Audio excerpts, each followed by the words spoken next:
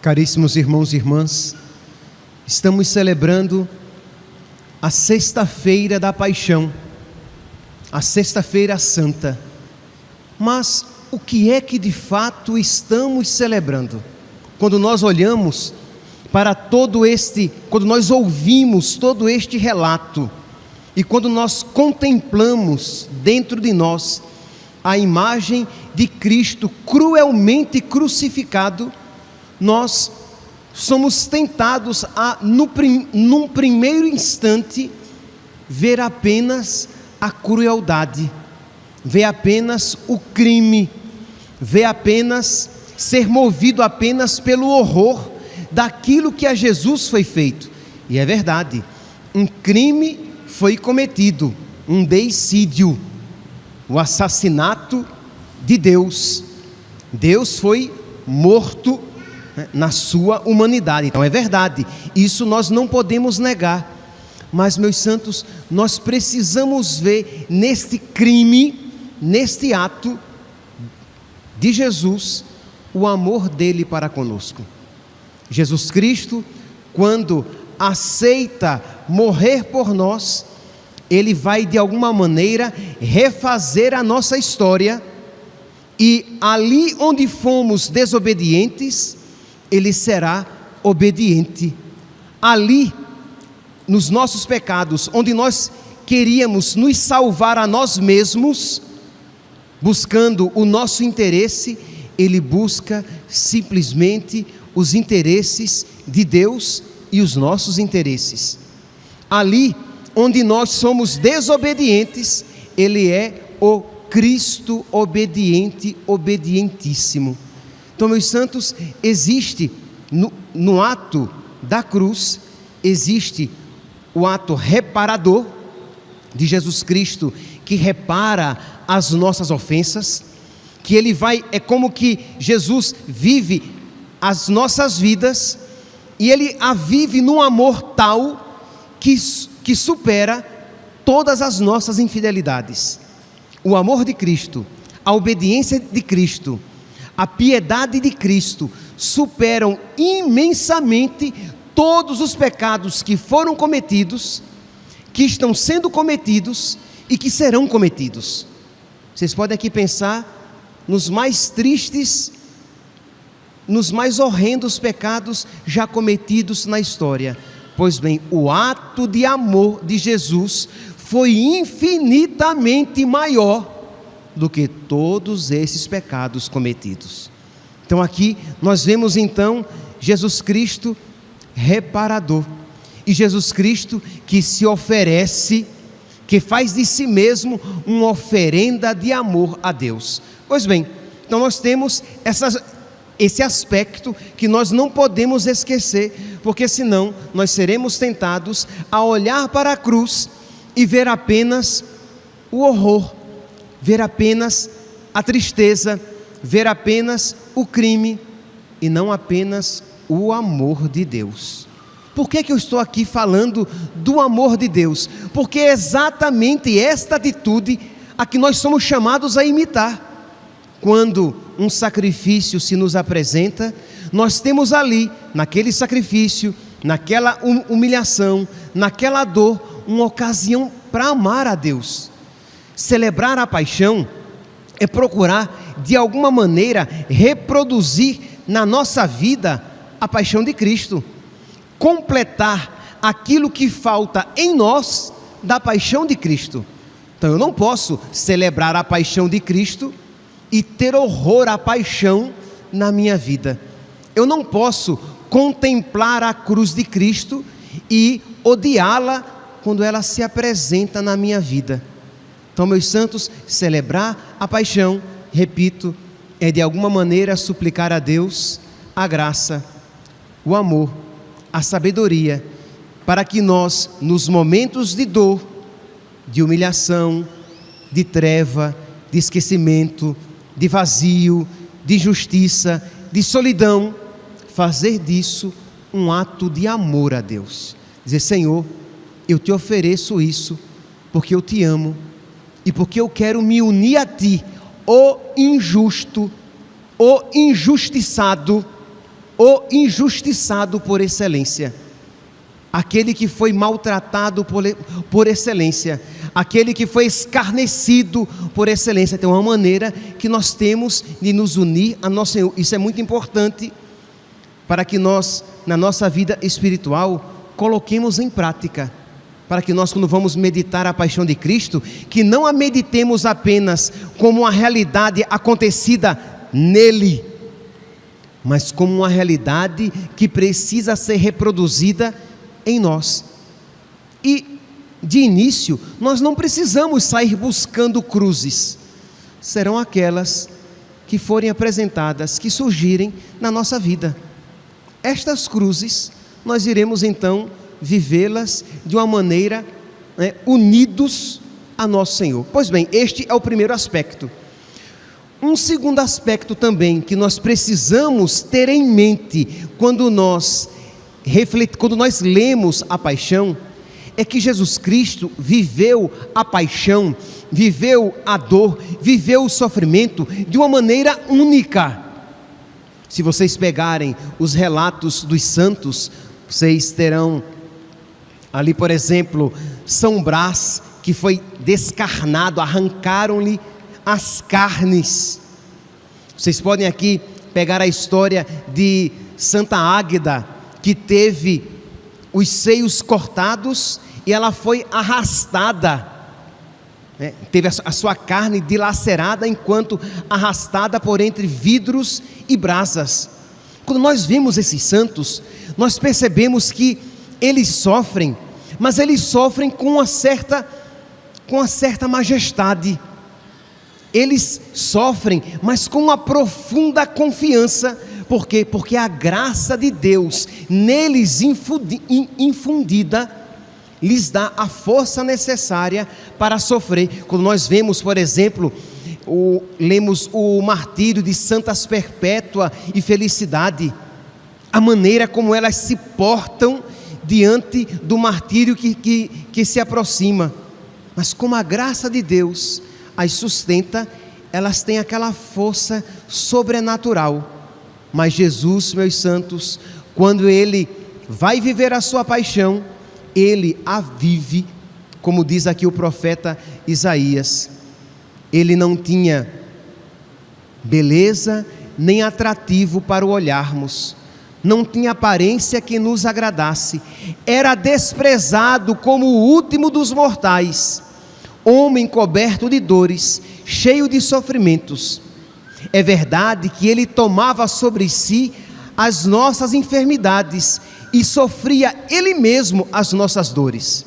Então Jesus Cristo, quando vive a sua paixão, Ele vive por todos nós, tomando sobre si todos os nossos pecados. Os pecados já cometidos por aqueles que existiram, os pecados cometidos por aqueles que então existiam, e os pecados que haveriam de ser cometidos. Então Jesus suportava em si, carregava em si toda essa maldade. Percebe que é muito diferente de um São Brás, que está ali sofrendo o martírio, tendo Cristo como o seu auxiliador. Santas Perpétua e Felicidade, que serão lançadas aos animais ferozes, mas que tem a Cristo como seu sustentador. São José Luís Sanches del Rio, que mesmo na dor grita: viva Cristo Rei, porque eles são sustentados por Deus. Mas Jesus, Ele vive de uma maneira sombria, porque Ele carrega em si os pecados e as consequências do pecado. A consequência do pecado é a morte, como diz São Paulo. Então existe uma realidade de escuridão. Nós podemos perceber, por exemplo, já desde o Calvário, já desde o Horto das Oliveiras, quando Jesus, Ele sua sangue e entra em agonia. Ora, aquela agonia de nosso Senhor não é simplesmente uma agonia psicológica, mas é uma agonia espiritual. Ele está vivendo a agonia de todos os pecadores, e ele vive isso profundamente na sua alma humana. Então é esse aspecto que nós temos que ter em mente, porque senão, quando nós olhamos para Jesus na cruz, nós veremos apenas os sofrimentos físicos, e os sofrimentos físicos não se equiparam em nada ao profundo sofrimento espiritual de Jesus, o puro, o puríssimo, o verdadeiramente puro, que carrega toda a sujeira do mundo, toda a maldade do mundo, todo o ódio do mundo a Deus. Meus santos, e livre-nos Deus, com a graça de Deus, nós nunca experimentaremos isso, porque só as almas condenadas sabem o que é, de alguma maneira, isso que Jesus experimentou. Esta solidão, este vazio, essa obscuridade causados pelo pecado. Ele é o Cordeiro de Deus que carrega sobre si os pecados do mundo. Por isso que diz então Isaías capítulo 53: a verdade é que ele tomava sobre si as nossas enfermidades e sofria ele mesmo as nossas dores. Nós pensávamos que ele fosse um chagado, golpeado por Deus e humilhado. Ele foi ferido por causa dos nossos pecados. E as feridas aqui, não dizemos apenas as feridas físicas, mas as feridas espirituais. Porque, por exemplo, Jesus suou sangue exatamente por causa dessa chaga espiritual. Isto é, Jesus viveu uma agonia tão profunda que aconteceu aquilo que se chama de hematidrose. Tive que copiar porque não é um nome que esteja no meu vocabulário, né? Hematidrose, isto é, quando os poros, quando as glândulas sudoríparas, quando as veias debaixo das glândulas sudoríparas, elas se rompem e o sangue se mistura, devido a uma grande tensão e uma grande agonia, e elas se misturam o sangue se mistura com o suor e saem pelos poros. Mas isso devido a uma grande agonia, a um grande sofrimento. E que sofrimento era esse que Jesus, já no Horto das Oliveiras, experimentava? Era o sofrimento do peso dos nossos pecados. Meus irmãos, contemplar Jesus Cristo crucificado, contemplar esse mistério da paixão, deve nos levar a querer amar de volta a Deus. Ninguém pode ir embora hoje desta missa sem suplicar a Deus a graça de amá-lo de verdade. Não é justo que aquele que tanto nos amou e nos ama não seja amado de volta. Não é justo que aquele que com tanta generosidade nos amou receba de nós frieza e indiferença. Não é justo que aquele que por nós tanto sofreu, quando nós devemos de alguma maneira participar da sua paixão por causa dos nossos pecados, nós não queremos participar. Nós começamos a nos revoltar contra Deus, começamos a blasfemar, a dizer que parece que Deus não me ama, parece que Deus se esqueceu de mim. Mas como? Se tudo isso por mim Ele sofreu. E aqui não é poesia. Jesus Cristo, quando sofria, em mim pensava. Em mim, pessoalmente, eu era pensado e amado por Jesus. Eu e cada um aqui presente, e cada um que também acompanha aqui pelas redes sociais. Imagine, você era amado por Deus. Afinal de contas, lembre-se, não é apenas um homem que sofria, mas o Filho de Deus, o Verbo, a segunda pessoa da Santíssima Trindade. Quando então ele sai do Horto das Oliveiras, quando ali ele reza ao Pai e me traz no coração, diz então que ele vai com destemor, com coragem. Diz aqui o início do evangelho de hoje, que evangelho de São João, diz aqui que Judas, o traidor, conhecia o lugar, porque Jesus costumava se reunir ali. E versículo 4, então Jesus, consciente de tudo o que ia acontecer, saiu ao encontro deles e disse: a quem procurais? Isto é, Jesus aqui, ele age segundo aquela palavra que ele disse: ninguém tira a minha vida, eu a dou livremente. E é tão verdade que quando eles dizem a Jesus Nazareno, e Jesus disse: sou eu, Judas, o traidor, estava junto com eles. Quando Jesus disse: sou eu, eles recuaram e caíram por terra. Isto é, Jesus pronuncia o nome de Deus. Lembra? O eu sou aquele que sou eu sou. Diante daquilo, eles caíram por terra. Jesus Cristo, ele literalmente, como ovelha, se deixou levar, porque ele poderia livremente se desatar, ele poderia facilmente se livrar daquele sofrimento, mas ele queria nos amar e nos amar até o fim. Veja aqui como é diferente da nossa postura. Às vezes vemos uma ocasião dolorosa em que ali podemos amar a Deus e dela nós fugimos. Nós só aceitamos a cruz quando ela não pode nos ser tirada, porque quando dela podemos fugir, fugimos. Quando temos uma ocasião, repito, em que eu posso amar a Deus com sacrifício, com renúncia da minha vontade, nós sempre fazemos o quê? Procuramos um caminho mais fácil. Como podemos ser discípulos de Jesus se a sua postura é totalmente diferente? Ele procurou nos amar e nos amou até o fim, e nos amou da maneira mais preciosa, mais perfeita, mais dolorosa, porque exatamente quando nos custa é que o amor verdadeiro se manifesta.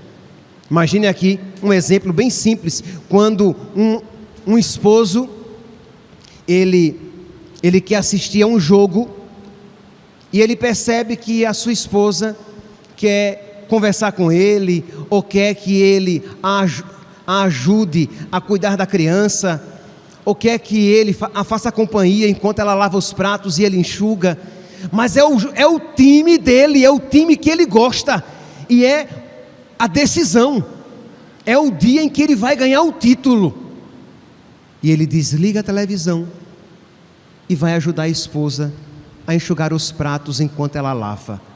Quando ela vê isso, ela vê o amor. Por quê? Porque ela viu o sacrifício. Renunciar ao jogo no dia da disputa do título foi algo muito grande. Então, como houve dor, naquele caso houve amor, e grande amor.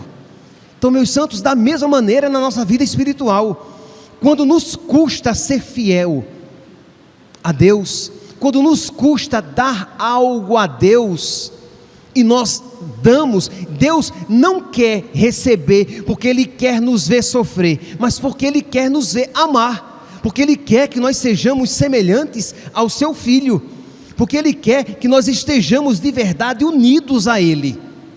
E é para isso que nós ouvimos a Sua palavra, é para isso que nós fazemos as nossas orações, é para isso que nós suplicamos o auxílio dos nossos anjos da guarda e dos nossos santos de devoção. É para isso que nós recebemos Jesus na Sagrada Comunhão, para que nós sejamos semelhantes a Jesus, façamos comunhão com Ele. Pois bem, Jesus então, Ele é preso e Ele é levado. Nós estamos aqui por volta das 10, 11 horas da noite da quinta-feira, quando Jesus é preso, e Ele é levado como um cachorro amarrado, sim. A palavra é forte, a tendência, e eu percebi aqui na Assembleia, é um franzir da testa, como quem, mas nenhum cachorro foi tão maltratado quanto nosso Senhor. Então aqui nós vemos o terror, porque imagine, estamos fazendo isso com o Filho de Deus, com aquele que veio nos salvar. É assim que nós tratamos, foi assim que nós tratamos o amor, quando ele se fez homem para a nossa salvação. E ele então é arrastado para a casa de Anás e Caifás, depois para o pretório e tratado como se fosse um qualquer, como um malfeitor, arrastado e depois esbofeteado e achincalhado, porque diz, vocês podem pegar lá em Mateus capítulo 27, versículo 26, Mateus capítulo 26, versículo 67, que diz, quando Jesus estava lá, então cuspiram no rosto de Jesus e o esbofetearam. Outros deram bordoadas com os seus cacetetes, dizendo: faze-nos uma profecia, Cristo, diz quem foi que te bateu. Estão sendo escarnecido. Meus irmãos, se nós víssemos uma pessoa qualquer sendo assim tratada, nós já seríamos tomados de compaixão. E por que é que nós, quando ouvimos isso a respeito de Deus, nós somos tomados com uma certa indiferença? Se nós víssemos um ladrão sendo tratado assim, nós iríamos dizer: não precisa, apenas prende, não precisa bater nele, não precisa cuspir, não precisa bater na cara dele, não precisa bater com cacetete na sua cabeça, não faça isso, e é um ladrão. Mas por que é que nós, quando ouvimos isso a respeito do Filho de Deus, nós ouvimos como se fosse algo mais ou menos trivial? Então, percebe, existe no nosso coração uma certa insensibilidade, e nós precisamos pedir ao Espírito Santo que Ele nos dê novamente essa sensibilidade, que nos faça capazes de sentir compaixão. O que é compaixão? Compassio. Compassio é sofrer com. Então eu preciso ver Jesus sofrendo e de alguma maneira sofrer, para que eu possa então amar Jesus, para que eu possa ser motivado a amá-lo de volta. Não é constrangedor quando nós vemos em alguns lugares a sexta-feira vivida como se fosse um dia, sei lá, um dia de um grande almoço de família, quando é o dia da morte do nosso Deus? Como é que nós vamos festejar? Que festa é que nós estamos celebrando? Não encaixa. Nós estamos falando do dia da morte do nosso Deus. Então nós precisamos pedir, e isso, meus santos, não é algo que a nossa natureza nos dará a nós mesmos. Isso é algo que o Espírito nos dará. Então precisamos pedir a Deus: Senhor, dá-me o Teu Espírito, para que eu viva esses dias com espírito de penitência, de amor. Imagine quando as pessoas já ficam aperreadas, perguntando: já terminou a quaresma? Porque eu já quero parar as minhas penitências. Se diz: não, olha, mas tem a Semana Santa e a Páscoa. Nós só iremos cantar a alegria do aleluia a partir da vigília pascal. Ah, mas e sábado? Sábado ainda é um dia de recolhimento. Nós ainda estaremos vivendo a morte do nosso Deus. As igrejas ainda estarão ali despidas, o altar despido, para lembrar que o nosso Salvador foi despido. Jesus morreu sem roupas numa cruz. Os nossos crucifixos, Jesus Cristo se encontra vestido porque é contra o pudor, mas o Filho de Deus morreu nu, em sangue e pele expostos, nervos expostos numa cruz. Então nós podemos aqui ver o tamanho da humilhação, e Jesus sabia, e repito, não fiquemos presos simplesmente aos aspectos físicos. Tente de alguma maneira enxergar todo o horror que ele carregava no seu coração. Por isso as suas palavras: meu Deus, por que me abandonaste? Mas ao mesmo tempo, em toda essa sua dor, ele ainda tem tempo de dizer: Pai, perdoa-lhes, eles não sabem o que fazem. Mesmo em meio a todo esse sofrimento. Pois bem, mas não nos adiantemos tanto. Então Jesus é levado ao pretório, e lá ele é flagelado, segundo os estudiosos do Santo Sudário. Dizem que o homem do sudário, que nós acreditamos, não é uma questão de fé, mas nós acreditamos que o homem do sudário seja verdadeiramente Jesus Cristo. Aquele homem do sudário recebeu mais de 400 chibatadas, e ele foi flagelado por dois homens de estaturas diferentes, porque os golpes, uns são mais altos, outros são mais baixos, e um de um lado e o outro do outro. Jesus então é flagelado. Vocês sabem, o chicote dos romanos era feito de couro, e na ponta pedaços de metal, osso e ferro pontiagudos, para que quando batesse no corpo, arrancasse um pedaço da carne. Então imagine, nós estamos falando aqui de 400 chibatadas, mais de 400 chibatadas, que vieram da parte posterior da cabeça, pescoço, costas, nádegas e pernas, que foi quase que descarnado nosso Senhor.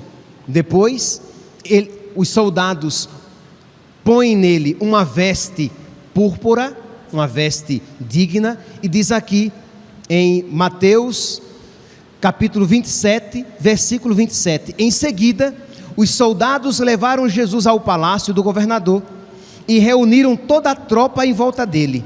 Tiraram a sua roupa, vestiram um manto vermelho, depois teceram a coroa de espinhos, puseram a coroa de espinhos em sua cabeça e uma vara na sua mão. Então ajoelharam-se diante de Jesus e zombaram dele, dizendo: salve o rei dos judeus! Cuspiam nele e, pegando uma vara, batiam-no na sua cabeça. Os espinhos, pelo homem do sudário, nós vemos profundas perfurações na testa e na área dos supercílios, que os cravos entraram profundamente, principalmente por causa dessa batida, desses golpes com a cana na cabeça de nosso Senhor. Não há como não ver algo satânico. Não eram apenas aqueles soldados que batiam em nosso Senhor, era o horror, o ódio do diabo contra o Filho de Deus, que nos amava e nos salvava. E em quem Jesus pensava? Meus santos, Jesus pensava em nós. Mas quer que eu escandalize, que eu espante vocês ainda mais? Ele pensava naqueles que nele batiam. Ele amava aqueles que nele batiam, porque com os nossos pecados a mesma coisa nós fazemos. Ele pensava naquelas pessoas que haveriam de cometer os pecados mais tristes, mas que ele veio para redimir o mundo inteiro. Então aqui, meus santos, que ninguém se ponha fora, que cada um aqui, vendo, enxergando os seus pecados, olhe para o amor de nosso Senhor e suplique: meu Deus, ensina-me a vos amar. Meu Deus, eu quero aprender a vos amar. Meu Deus, coloca no meu coração o amor para que eu te ame de volta, porque eu não quero ser essa alma insensível, ter esse coração gélido, essa alma indiferente, que ouve com ouvidos moucos esta prova de amor e não se comove, que com a mesma naturalidade que ouviu o Evangelho e esta pregação, vai depois retornar para casa, para as suas cotidianidades. Não, meus santos, precisamos pedir a Deus que Ele mude algo nesse nosso coração tão sombrio, para que nós amemos Jesus, e o amemos de fato, e meditar a paixão de nosso Senhor, é isso. Um dos frutos da meditação de nosso Senhor é amá-lo. Um outro fruto é a paciência nos sofrimentos, e um outro fruto é desejar até os próprios sofrimentos. Mas calma, vamos devagar, vamos pelo menos começar a amar Jesus. Depois que nós crescermos no amor, nós cresceremos na paciência com os sofrimentos que nos vierem, e depois, se formos perseverantes, nós até ao encontro deles, nós iremos correr, porque sabemos que ali nós teremos uma ocasião tão grande de amar Jesus e de amá-lo muito, de nos configurarmos a Jesus e nos configurarmos perfeitamente. Pois bem, Jesus então é flagelado, está ali com o seu corpo todo cortado, uma coisa horrorosa de se ver. Sim, o profeta Isaías profetiza dizendo que ele estava tão feio que não tinha atrativo nem beleza para olharmos. Nada nele existia que nos agradasse. Vocês podem imaginar seu rosto todo deformado, seu corpo todo espancado, e ele agora pega uma pesada cruz e vai subir o Calvário.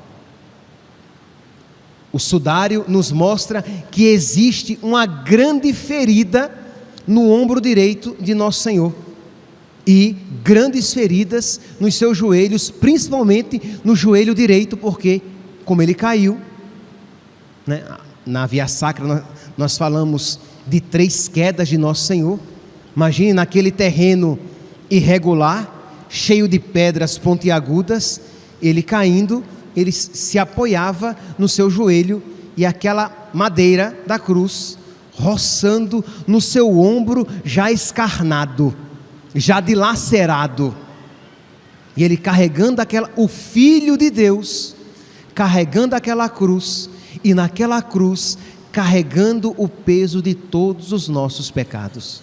Meus santos, é porque nós não poderemos, devido à pandemia, nós não poderemos beijar a cruz, mas nós poderemos olhar a cruz, olhar para aqueles que transpassaram, olhar para a cruz e dizer: Jesus, eu quero te amar, Senhor, me ensina a te amar, eu quero, Senhor, ser mais teu amigo, e eu quero, Senhor, quando chegar a hora, estar disposta a completar na minha vida o que falta na minha vida da tua paixão.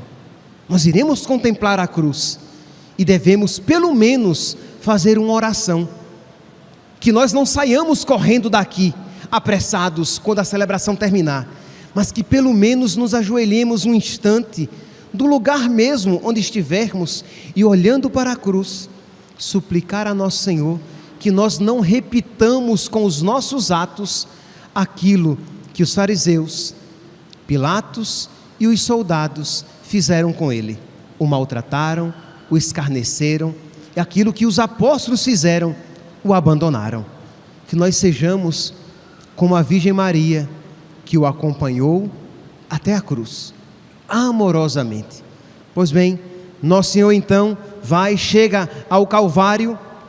Lá ele é crucificado, ele é pregado à cruz, suas mãos e seus pés são transpassados.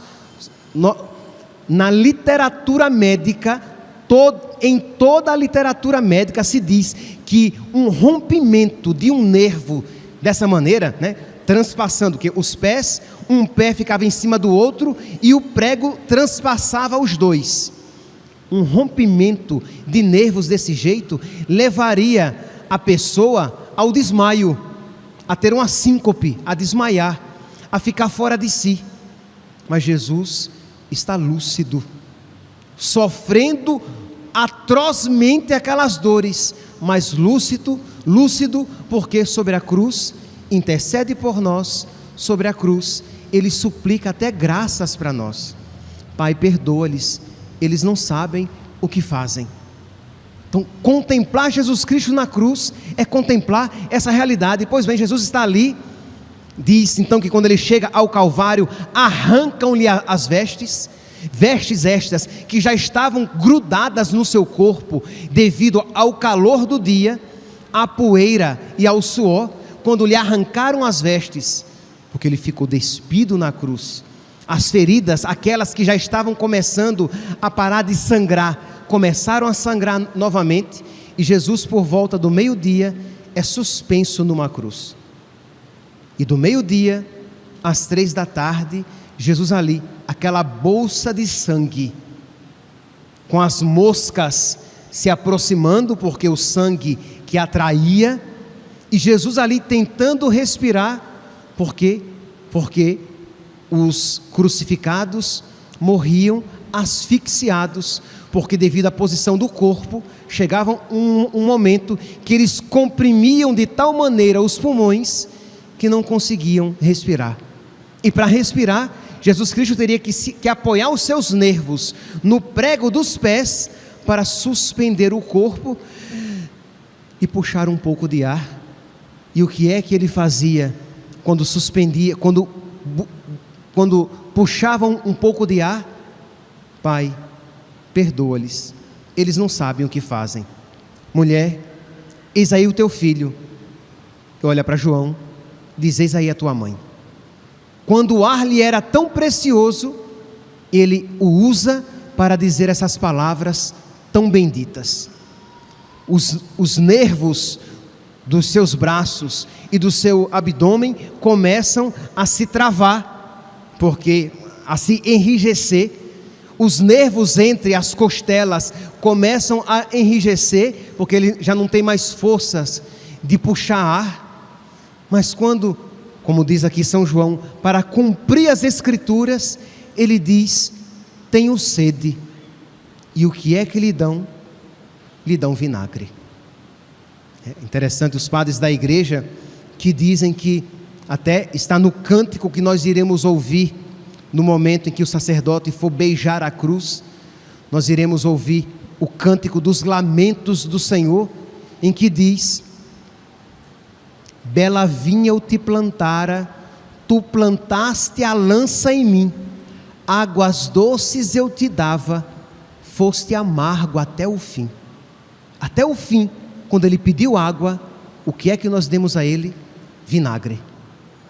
Esse cântico está inspirado tanto no acontecimento de Jesus na cruz, como lá em Isaías capítulo 5, versículo 1 e 2, que diz que um amigo tinha uma vinha, um lugar muito fértil, e ele plantou, tirou as pedras, os galhos, limpou a terra, plantou uma vinha, esperava uvas doces, e o que foi que ele recebeu?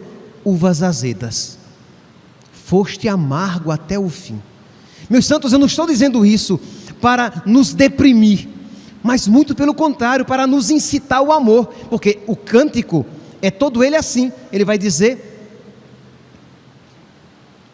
cananeus por ti batera, bateu-me uma cana à toa, dei-te cetro e realeza, tu de espinhos a coroa. Só na cruz tu me exaltaste, quando em tudo eu te exaltei, porque a morte me entregaste, em que foi que eu te faltei? Foi nosso Senhor que nos amou, e que nos amou com tanta generosidade, e nós que lhe respondemos com tanta ingratidão. E se nós não nos assumirmos, se nós não vestirmos a carapuça, isto é verdade, Senhor, eu sou ingrato, eu sou insensível, eu sou mau, eu sou egoísta, mas Senhor, eu confio na tua misericórdia, faz-me santo. No meu coração bate, no meu peito bate um coração egoísta, mas coloca aqui, Senhor, um coração que te ame. Eu sou um preguiçoso, Senhor, tudo que eu faço para ti é com má vontade e pouquinho. Meu Deus, faz-me generoso. Então reconheça a sua miséria, mas suplique a misericórdia de Deus. reconheça a sua maldade, mas suplique a transformação de Deus. É este o significado de contemplar a paixão. Não é de apenas olhar para aquele que nós transpassamos, mas olhar para Ele, saber que tudo aquilo Ele fez por amor, e aquele mesmo amor pode nos transformar. Peçamos, meus santos, por favor, por misericórdia, pelo amor de Deus, que ninguém vá para casa sem fazer uma mínima oração pessoal, que ninguém vá apressadamente para a sua casa sem antes dobrar os seus joelhos e suplicar a nosso Senhor que tenha de você misericórdia. Meu Deus, tende misericórdia de mim e do mundo inteiro, e concede-me a graça de te amar de verdade e de te amar com generosidade. Louvado seja nosso Senhor Jesus Cristo, para sempre seja louvado.